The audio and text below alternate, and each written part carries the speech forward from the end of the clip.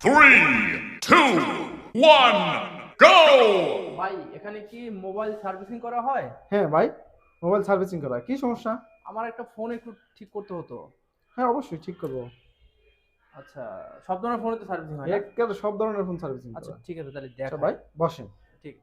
ভাই কি সমস্যা ফোনের? ভাই এটাতে কল আসে না, বুঝছেন? কল আসে না?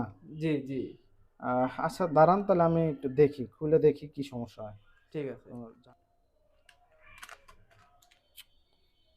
ফোন তো দেখে ভালোই মনে হয়, কল আসে না কে? সবকিছু ঠিকঠাকই আছে। চেক করে নাই একটু ভালো করে, চেক করে নিলে আমি বুঝতে পারবো। ফোন না, ফোন চালু হয় নাকি? কল আসে না না?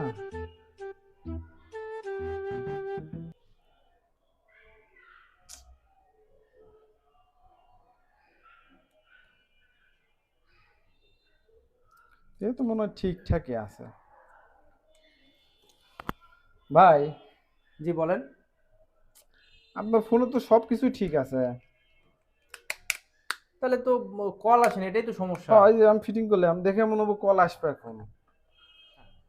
আচ্ছা ভাই, এটা খুলে বলেন তো, মানে আপনার যে কল আসে না, মানে কল আসে না নাকি ব্যালেন্স দেখা যায় না, নাকি কোনো নাম্বারে কল যায় না বা আসে না, কি সমস্যা একটু খুলে বলেন আমাকে তো।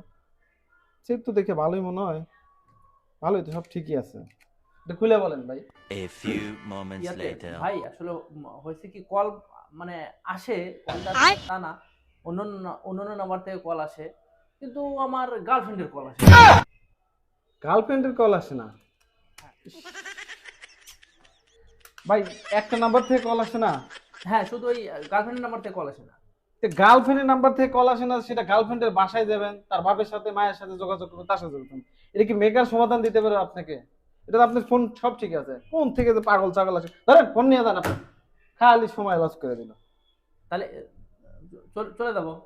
চলে যান মানে আপনি এখনই মার্কেট থেকে বেরোন, ঠিক খালি আছে, সময় লস ঠিক করে আছে দিল ভাই। আমার।